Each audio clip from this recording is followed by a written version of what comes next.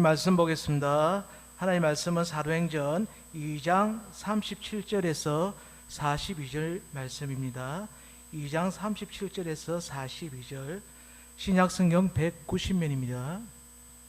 홀서절은 제가 읽고 짝서절은 여러분들께서 읽으시면 되겠습니다.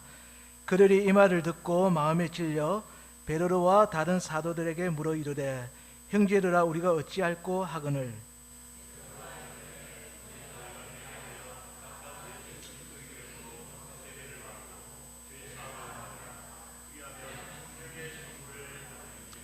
이 약속은 너희와 너희 자녀와 모든 먼데 사람 곧 주 우리의 하나님이 얼마든지 부르시는 자들에게 하신 것이라 하고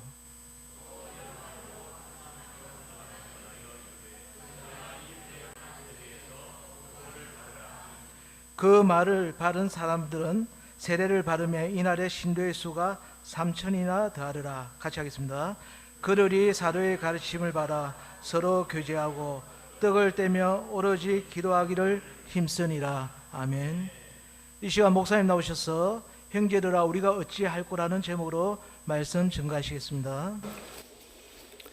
할렐루야, 반갑습니다. 은혜로운 찬양 이후에 또 하나님 말씀 함께 나누게 되었습니다. 본문의 이 사건은 우리가 잘 아시는 대로 초대 교회가 시작할 때 오순절날 성령이 임했습니다.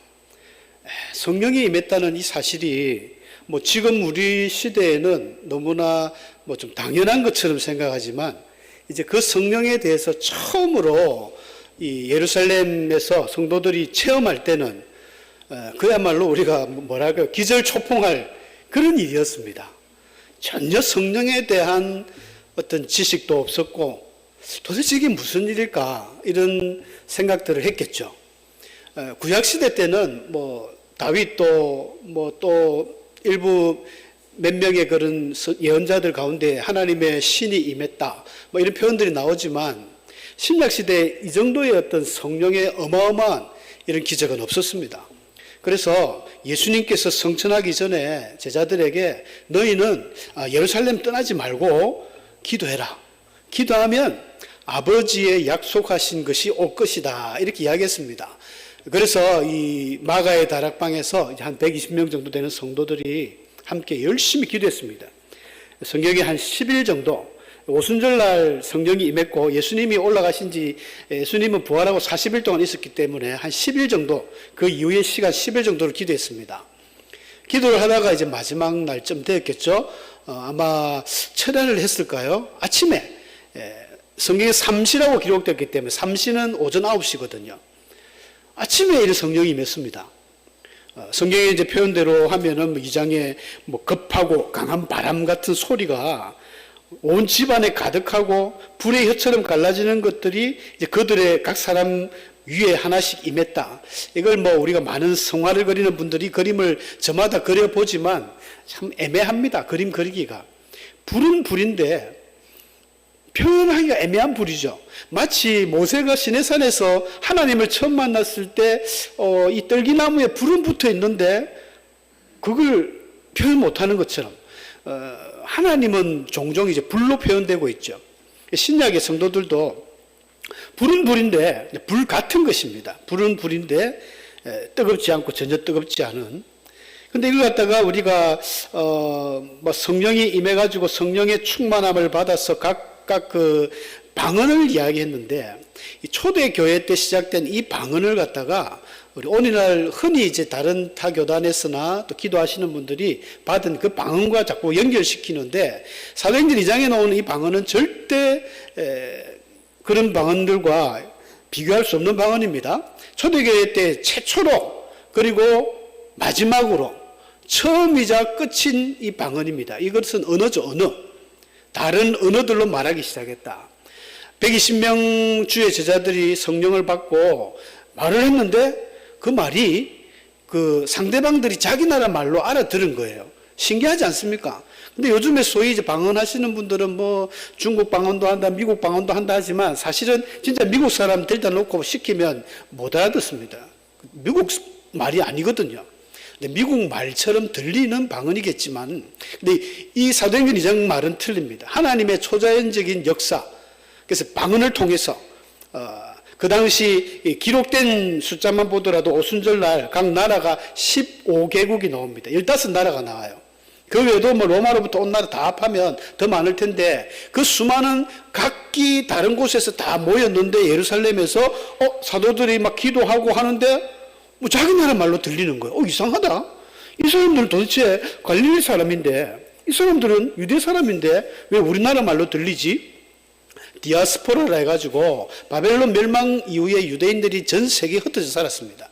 그러니까 각기 자기들의 고국 언어인 원래 히브리어를 말하지 않고 그 나라 말을 하거든요. 그래서 이상하다. 그때에 이제 베드로가 일어나서 우리가 아시는 대로 설교를 했습니다. 이건 이상한 일이 아니다. 너희들 말처럼 우리가 술이 취한 것은 아니다. 세상에 뭐 아침 9시부터 누가 술 먹느냐, 그런 건 아니다. 이것은 이미 선지자들의 그 옛날 요엘 선지자 이야기를 들면서 하나님이 우리에게 이 젊은 자들에게 또 늙은 자들에게 꿈을 주며 이런 신비한 일을 예언했지 않느냐. 그 일이 오늘 이루어졌다. 여러분, 성령이 이 땅에 왔다는 것은 정말 획기적인 사건이고 정말 우리에게는 큰 감격의 소식입니다. 예레미야서 31장 31절 외우기도 쉽죠. 3.1절.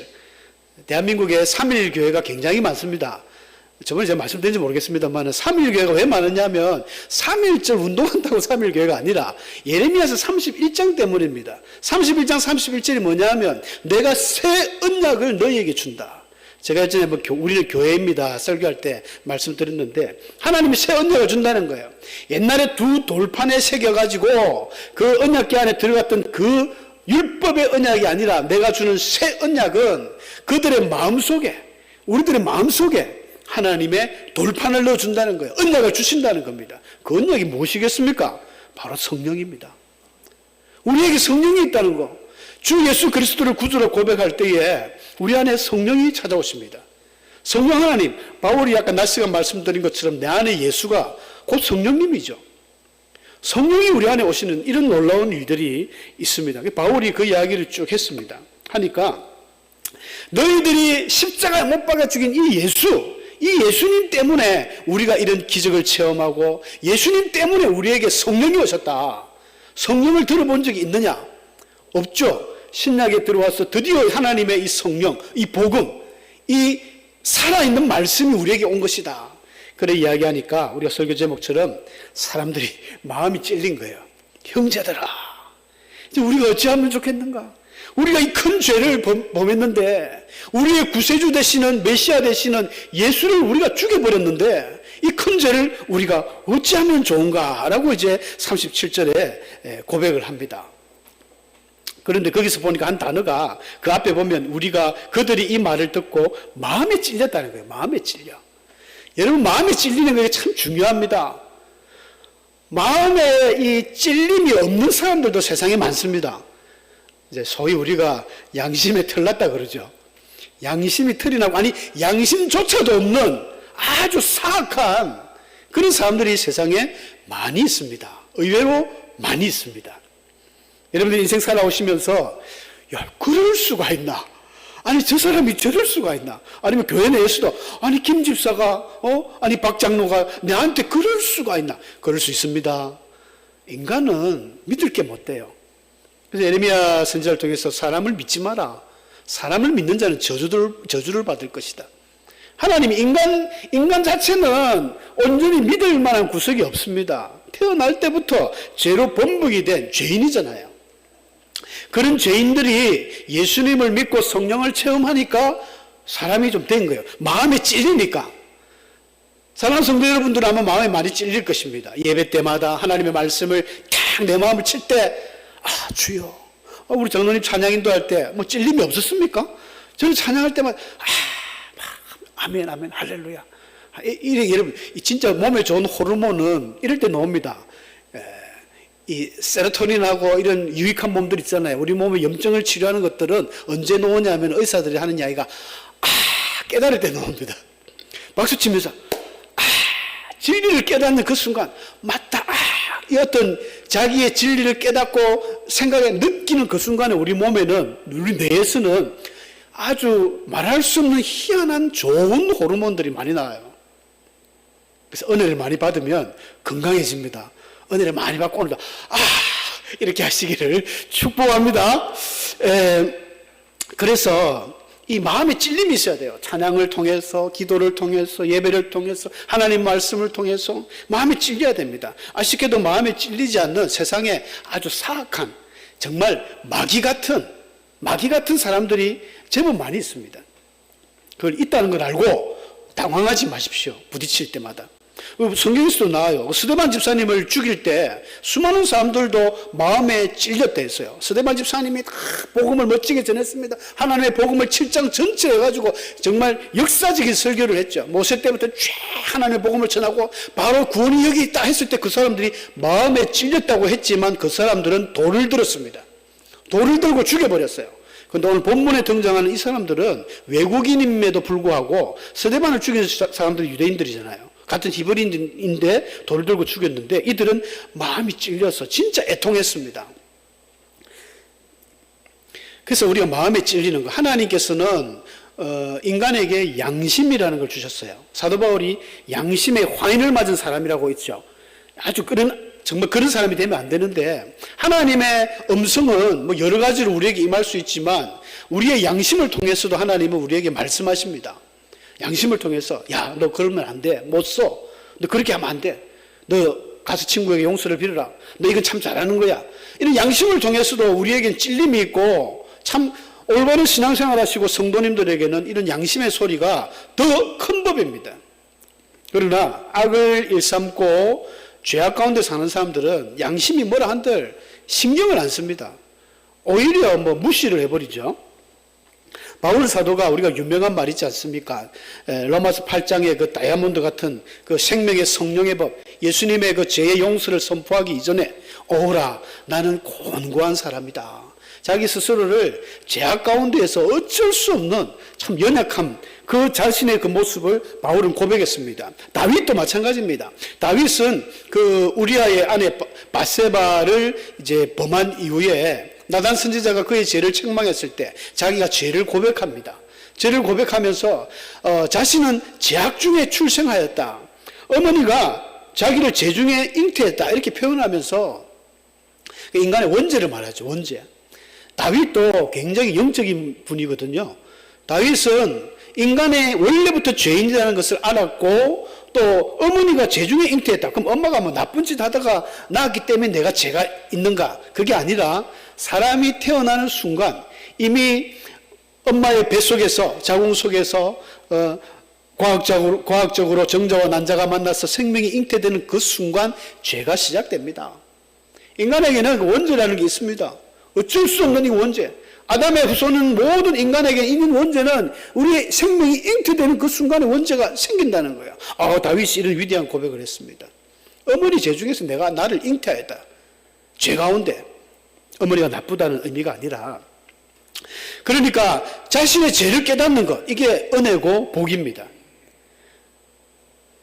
어떤 분들은 나는 아무리 실제로 그런 이야기를 들었거든요. 어떤 집사님은 너는 아무리 생각해봐도 나는 죄가 없는데 왜 자꾸 목사님들이 회개하라 하느냐. 그것은 자기가 아직 좀 더 깊이 은혜를 안 들어가서 그렇습니다. 바울 같은 위대한 사도도 자기는 죄인 중에 개수라고 표현하지 않습니까? 은혜가 많으면 많을수록 우리는 모든 것들이 죄가 느껴지게 돼 있습니다. 근데 죄가 내가 느껴지지 않는다. 나는 죄를 지은 게 없는데 좀 더 기도하셔야 돼요. 기도하시고 이제 육적인 지식적인 기도보다는 영적인 기도를 해보십시오. 성령께서 도와주시는 그런 기도를 하면 성령이 우리를 깨닫게 하십니다. 생각지도 못했던 죄악이 번쩍번쩍 우리에게 생각이 납니다. 그 영적인 기도가 힘이 있고 또 그런 기도를 해야 진실된 회개가 되는 것입니다. 베드로는 그렇게 이야기합니다. 세례를 받고 제사함을 받으라. 너희가 어찌할꼬? 이렇게 참 마음이 아파서 그렇게 물을 때에 세례를 받고 제사함을 받아라. 여러분, 세례라는 것은 바울이 로마서에서 자세하게 설명하고 있습니다만은 죽는 것입니다. 죄를 가지고 있던 우리 몸이 세례를 통해서 물속에 푹 잠길 때 우리가 죽었다는 거예요. 죄와 함께 죽었다는 거예요. 다시 한번 설명드리지만 이 죄의 그 성질상 우리가 사람과 죄가 결혼해가 있는 거예요. 죄는 우리의 남편입니다. 우리가 이제 여인이라고 치면 죄가 우리의 남편인데 이 죄가 너무너무 나를 괴롭혀요. 죽을 때까지 나를 목숨줄을 잡고 꼼짝을 안 합니다. 이 죄에게서 벗어날 수 있는 유일한 방법은 내가 죽으면 됩니다. 죄에서 안 그러면 벗어날 수 없어요.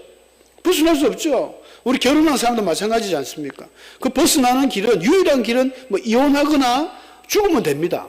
죄가 죽든지 내가 죽든지. 근데 죄는 안 죽거든요. 이혼도 안 해줍니다. 내가 죽어야 돼요. 그래서 세례를 받습니다. 세례는 우리가 죽는다는 거예요. 죽음의 의미입니다. 죽고 나서 다시 살아나는 거죠. 누구와 함께? 예수님과 함께 새신랑을 만나는 거예요. 그게 세례지 않습니까? 베드로 이야기하면 너희가 세례를 받아라. 그리고 죄사함을 받아라. 세례와 죄사함은 똑같은 거죠. 우리가 이제 다 여러분들은 회심하고 예수를 다 믿는 분들이니까 그렇지만 처음 예수를 믿는 분들에게는 반드시 필요합니다. 예수 믿어서 복 받습니다. 예수 믿어서 질병 고칩니다. 예수 믿어서 돈 많이 법니다. 그것은 차후의 문제고 첫 번째 문제는 회개하라. 네가 죄사함을 받아라. 세례를 받아라. 예수를 말미암아 거듭나라. 이게 첫 번째 포인트고 복음의 핵심입니다. 베드로가 그 이야기를 하는 거예요. 너희들 세례를 받고 죄사함 받아. 그래서 3,000명이나 되는 사람이 그 요단강에서 전부 세례를 받습니다. 어떻게 했는지 모르겠어요. 베드로 혼자 한 건 아니겠죠. 3,000명을 베드로가 잡아뜨렸다가 깨웠다가 몸살 나서 안 됩니다. 아마 제자들이 다 같이 했을 거예요. 합동 세례식처럼. 그때는 세례가 우리처럼 뿌리는 게 아니라 물에 푹 담그는 거거든요. 요단강에 넘었다가 3,000명이나 회개하는 이런 큰 기적이 일어난 것입니다. 다윗은 시편 51편 같은 그 성경 구절입니다만 그렇게 고백합니다. 나를 주 앞에서 쫓아내지 마시며 주의 성령을 내게서 거두지 마소서. 다윗은 성령을 알고 계셨어요. 다윗은 골리앗과 싸울 때도 하나님의 신이 크게 감동하며 이런 성경 구절 가끔 나오거든요. 다윗의 절친이었던 요나단도 그 병기던 단 둘이 블레셋을 쳐들어갈 때 하나님의 신이 감동되며 이런 하나님의 영이 감동됐다는 것은 성령이 임했다는 것이죠. 그래서 다윗은 성령이 임하게 될 때 나에게 어떤 변화가 일어나고 어떤 일이 일어나는가 잘 아는 분이었어요. 그러니까 자기가 그 범죄한 사실이 들켰잖아요. 하나님 앞에 내가 정말 죽을 죄를 지었구나. 예, 다윗은 죽을 죄를 지은 겁니다. 레위기서 말씀 보니까 사람이 죄를 지어도 속죄할 제사가 있습니다. 우리가 다 죄를 지으면 양이나 염소나 옛날에는 예수님이 없을 때는 그 양을 내 대신 죽여가지고 피를 흘려서 네 죄사함을 받았다. 이런 하나님의 속죄 제사가 있었는데 이게 히브리서 말씀처럼 짐짓죄를 범하면 짐짓이라는 것은 고의적으로 계획적으로 우리가 부지 중에 실수로 어떻게 짓는 죄는 죄사함을 받는 방법이 있는데 짐짓, 고의적으로 계획적으로 짓는 죄는 속죄하는 제사가 없었습니다. 다윗은 바세바를 범한 것도 악하지만 그것 이후에 뭘 했습니까? 계획적으로 우리아를 죽였지 않습니까? 요압을 시켜서 계속 3번이나 이렇게 하고 그게 하나님 앞에 악했던 것이죠. 다윗은 죽어야 마땅한 사람인데도 불구하고 하나님이 은혜를 베풀었죠. 왜냐하면 다윗이 마음에 찔린 거죠. 회개를 한 겁니다. 그러면서 기도하잖아요. 간절히 기도합니다. 시편 51편은 참 좋은 성경이에요. 다윗이 그 참회시라고 하거든요. 자기가 큰 나쁜 짓을 하고 나서 나단이 찾아왔을 때 그 기간이 얼마입니까? 한 1년 지났잖아요. 아이가 임신해가지고 그 임신 죽고 나단이 찾아올 때쯤에는 최소한 10개월 정도 지난 묵은 죄가 꽉 있을 때 나단이 당신이 죄인이요. 그랬을 때 완전 회개를 하고 진짜 참회를 했습니다. 그 뒤에 나오는 구절이 그렇습니다. 하나님께서 구하시는 제사는 상한 심령이라. 하나님이 상하고 통회하는 마음을 주께서 멸시하지 아니하시리라. 다윗은 아는 거예요. 하나님을 아는 겁니다. 여러분도 하나님을 아셔야 됩니다. 호세아서 6장 6절에 보니까 하나님은 그 인애를 원하고 제사를 원치 않는다. 너희가 제사보다 번제보다 하나님 아는 것을 원한다. 하나님 그렇게 강조하셨습니다. 다윗은 하나님을 알았습니다. 어떻게 하면 하나님 마음을 움직일 수 있는지, 어떻게 하면 하나님이 내 죄사함을 해주실지, 용서해 주실지, 먼저 철저하게 회개했죠. 나는 엄마 뱃속에 들을 때 잉태한 나는 원죄 죄 덩어리입니다. 그러나 하나님 내게서 성령을 거두지 마옵소서. 내 앞에서 쫓아내지 마옵소서. 간절히 기도하고 나서는 자기가 고백하기를 하나님이 구하는 것은 제사가 아니다. 하나님이 구하는 게 제사였으면 내가 막 1,000마리, 수천 마리, 수만 마리 내가 제사를 드렸을 것인데 그게 아니라 하나님은 마음을 보신다. 기가 막힌 진리지 않습니까? 하나님이 중심을 본다는 거예요. 그것도 하나님이 구하는 것은 상한 심령. 이 상한 심령이라는 원어적인 개념이 산산조각난 마음, 깨어진 마음, broken spirit, 우리 영혼이 박살이 난 그야말로 참 사마리아 여인같이 사렙다 가부처럼 하나님 앞에 참 의지할 것 없어서 힘들어하는 그 마음을 하나님이 멸시하지 않는다는 거예요. 구약 성경에 흐르는 하나님의 어떤 사상 중에 하나가 객과 고아와 가부를 멸시하지 않죠. 세상에 어렵고 힘든 자들을 위해서 하나님은 도움이 된다는 거예요. 이게 하나님 마음입니다. 그러니까 내가 그런 사람이 되면 되는 거예요. 내가 돈이 좀 있습니까? 내가 권력이 좀 있습니까? 뭐 힘이 있습니까? 젊음이 있습니까? 자랑하지 마세요. 하나님 앞에서는 아무 자랑할 것이 없습니다. 교만하면 하나님이 싸웁니다. 대적하십니다. 그러나 겸손할 때 하나님 나는 정말 하나님 불쌍합니다. 나는 아무것도 없습니다. 하나님 저 한번 보세요. 내가 막 몸이 건강합니까? 돈이 많습니까? 얼굴이 잘생겼습니까? 하나님 뭐 하나 할 것 없습니다. 하나님 없으면 나는 아무것도 아닙니다. 이렇게 나가면요 하나님이 받아주십니다. 하나님이 구하는 것은 상한 심령. 그래서 우리가 예배 드릴 때마다 무슨 예배 드릴 때마다 우리는 이런 마음을 가져야 돼요. 그리고 통회하는 마음. 이 통회하는 마음은 완전히 가루가 된다는 가루. 완전 우리 마음이 가루가 되는 이런 상태. 그야말로 하나님 앞에 우리가 그런 믿음의 자세를 가질 때 베드로는 성령을 선물로 받는다. 예, 위로하시는 하나님을 만나게 될 것입니다. 교만한 자는 만나지 못하지만 그러니까 어느 교회 어느 장소 뭐 누구라도 상관없습니다. 예배 드릴 때 이런 마음을 가지면 여러분들은 하나님을 만날 수 있습니다. 성령을 체험합니다. 성령을 선물로 받습니다. 이보다 더 큰 게 어디 있겠습니까? 성령을 선물로 받게 되면 우리의 삶이 바뀌지 않습니까? 성령 충만한 삶이 됩니다. 말씀해 보니까 너희가 성령을 선물로 받는데 그래놨죠. 베드로가 42절에 나오네요. 맨 끝절이 있네요. 그죠? 그들이 사도의 가르침을 받아 서로 교제하고 떡을 떼며 오로지 기도하기를 힘쓰니라. 사도의 가르침을 받았다는 거예요. 사도의 가르침. 여러분 이거 중요합니다. 성령 충만이라는 게 자칫 잘못하면 여러분 나도 성령 충만 받아야지 해가지고 용한 무당 찾아가듯이 아무개 목사님, 기도원 원장님 자꾸 쫓아다니면 여러분 이상한 성령 받습니다. 이상한 영 받아요. 이 성령 충만이라는 걸 갖다가 좀 이상한 방향으로 마치 무당 구슬하면서 그 사람에게 뭐 성령이 임하는 것처럼 굉장히 조심하셔야 됩니다. 마지막 시대가 되면 거짓 사도들이, 거짓 선지자들이 많다고 예수님도 경고하셨고 실제로 뭐 우리 성경 안에도 이런 거짓 예언자들은 버글버글합니다. 마지막 때가 되면 더 많습니다.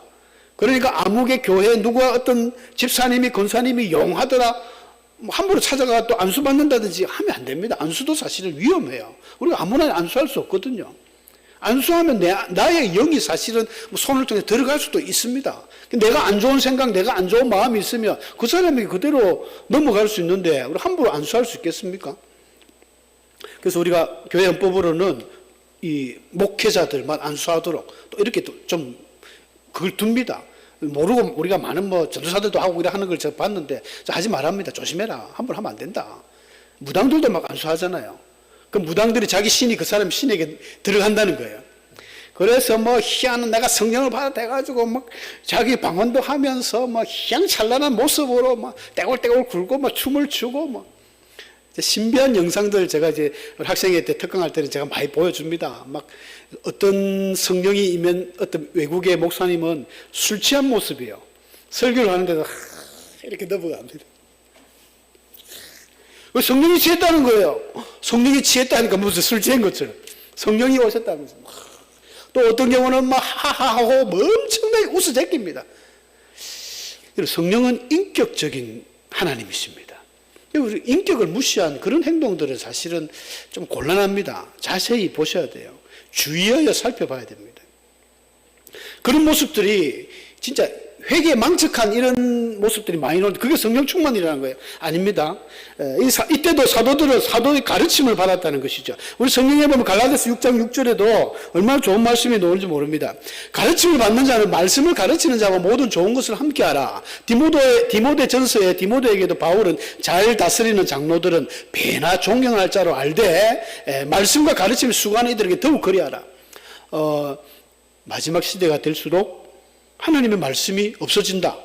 아모스 8장 11절에 그런 말씀이 있죠. 너희가 마지막 때가 되면 이 기근을 당하는데 이게 기근은 물이 없고 뭐 그런 기근이 아니라 말씀이 없는 기간이다.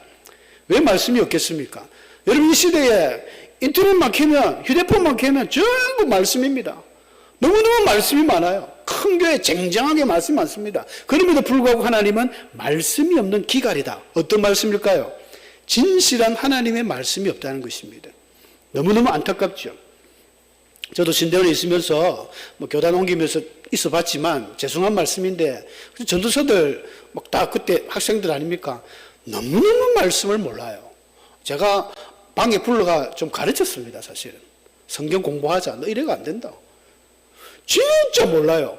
그런 사람이 각 교회마다 이제 가가지고 뭐 이제 지금은 다 이제 목사 다 안수 받았더라고.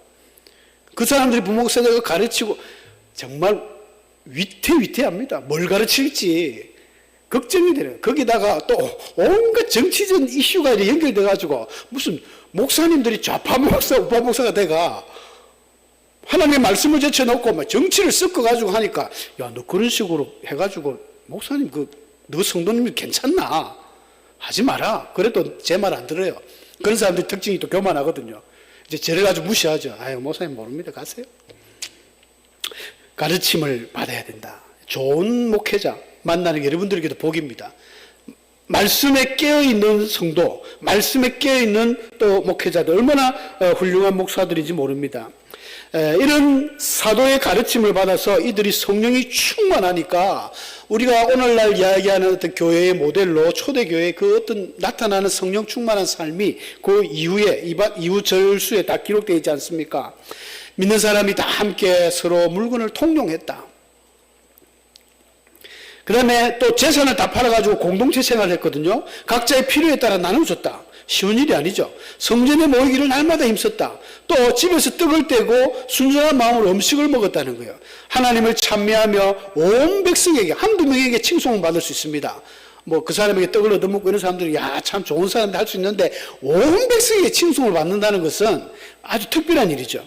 그러니까 하나님께서 구원받는 사람을 날마다 더하게 하셨다. 그래가지고 좀 있으면요, 이 3,000명이 회개했는데 그 뒤에 가니까 또 뭡니까? 5,000명 막 이런 식으로. 그래서 초대교회 예루살렘 교회가 금방 10,000명 교회가 돼버려요. 10,000명. 오늘날도 10,000명 교회는 큰데 그 당시에 그 어마어마한 교회가 시작이 된 거예요. 예루살렘 교회가. 나중에 AD 70년에 이제 로마 티투스 장군 때문에 완전히 공중 분해가 됩니다만 그렇기 때문에 바울과 함께 우리 복음이 확산됐습니다. 여러분 음식을 먹는다는 거 이게 쉽지 않죠. 여러분 좀 보통 친한 사람하고 다음에 헤어질 때 밥 안 먹자 이러지 않습니까? 좀 뜰뜰하게 관계가 애매한 사람들은 식사 잘 안 합니다. 각자의 필요에 나눠준다. 아무개 주자. 나 돈 좀 빌려도 친하니까 주지 아무나 안 주지 않습니까? 떼고 두려워서 이게 초대교회 때는 이게 어떻게 가능했을까? 너무너무 신기합니다. 또 이게 모델은 아닙니다. 이건 케이스죠. 케이스. 이런 경우 저기 모델을 해가지고 우리가 전부 교회가 다 따라가야 되고 야야 성경에 보니까 모든 물건을 통용했다. 니 거 내 거 좀 더 막 서로 막 아닙니다. 이거는 그 당시에 일어났던 하나의 케이스지 우리가 모델로 삼을 만한 내용은 아닙니다. 이스라엘의 키부츠라는 그 이스라엘 나라 같은 경우는 공동체가 좀 돼요. 율법으로 똘똘 뭉친 사람이니까. 그리고 일본의 공동체가 조금 된다는 거예요. 일본 사람들은 좀 그런 게 있지 않습니까? 서로 화합을 잘합니다. 어디 들은 이야기입니다만 여행을 가더라도 일본 사람들은 막 자기끼리 하이 하면서 막 줄을 다 잘 따라간대요. 그런데 대한민국 사람들은 오합지졸 다 던집니다. 모이세요 해도 뭐 전부 각자 플레이를 다 하고 우리나라도 공동체 하는 데가 있다고 이제 들었어요. 그런데 안 된답니다. 돈을 이제 다 이렇게 입금을 시켜야 되는데 자기 거는 빼놓고 입금을 시키니까 공동체가 안 되는 거예요. 그래서 이제 문 닫는 공동체가 많이 있는데 이건 하나의 그 케이스지. 이게 이것 따라 하면은 아니죠. 망합니다. 그래서 근데 초대교회 때는 이게 왜 가능했냐면은 저마다 뜨거웠거든요. 성령이 충만하니까 그때는 거의 다 뭐 노예들이 많았고 못 사는 사람들이고 집도 없고 먹을 것도 하니까 서로 막 십시일반 돈을 내 가지고 바나바 같은 사람이 그거 놓지 않습니까? 바나바는 돈이 많았거든요. 땅 팔고 막 노 팔아 가지고 어려운 사람들 도와줬습니다. 사도들이 다 받아 가지고 구제하는데 그때 바빴어요. 그리고 말씀은 전하지도 못하고 구제하는 데만 바빠 놓으니까 우리가 말씀을 제쳐놓고 구제하기 이거 안 된다. 그래서 7 집사를 세워가지고 집사님들에게 이 구제를 맡겼어요. 오늘 교회 집사님들이 그래 교회를 돌보고 우리 장로님들 교회를 돌보는 겁니다. 말씀 전에 말씀을 전해야 되는데 사도들이 막 맨날 돈 받아가지고 누가 어려움나면 이 사람 나눠주고 저 사람 나눠주고 아나니아와 삽비라 같은 경우도 돈 몰래 빼돌리다가 죽고 하지 않습니까? 성령이 역사하게 되면 오늘날 이 시대도 사실 이런 마음은 생깁니다. 남들을 불쌍히 여기고 한마음이 되고 같이 먹고 성전에 모이기를 힘쓰고 이게 사실은 영적인 의미에서는 정말 중요한 것입니다. 저와 여러분이 정말 성령 충만한 삶이 되어서 날마다 교회에 모이기를 힘쓰고 또 온 백성의 칭송받고 그래서 우리 교회가 이 구원받는 사람을 하나님께서 날마다 더해주는 이런 축복이 임하기를 참 주의 이름으로 축원합니다. 기도하겠습니다. 하나님